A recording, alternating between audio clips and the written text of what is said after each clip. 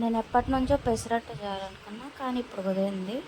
So, నేనొచ్చేసి పెసర బ్యాళ్ళొచ్చేసి బ్యాళ్ళలే కొన్ని తీసుకున్నా, గుండ్లలెక్కడ కాదు. దీంట్లో వచ్చేసి అవేవో బ్యాళ్ళు తీసుకున్నా, దాని పేరు మర్చిపోయాను నేను. ఇంకా కొన్ని బియ్యము, ఇంకా కొన్ని మెంతులేస్తే కొంచెం మెత్తగా బాగా వస్తాయని. సో, ఇవన్నీ ఒక 8 అవర్స్ ముందే నానబెట్టుకోవాలి. నానబెట్టుకొని నేను ఈవినింగ్ చేసుకున్నా, మార్నింగ్ వచ్చేసి ఇవన్నీ నానబెట్టుకున్నాను. సో, మా మిక్సీకి వేసుకునేటప్పుడు ఇవన్నీ వేసుకోవాలి. నాకేంటంటే నాకంతా దాని పొట్టు అంతా వచ్చేసి అంతా తీసేసిన. దీంట్లోకి వచ్చేసి పచ్చిమిరపకాయలు కొన్ని, కొంచెం అల్లం, కొంచెం సరిపడ ఉప్పు వేసుకొని మంచిగా మిక్సీ పట్టుకోవాలి.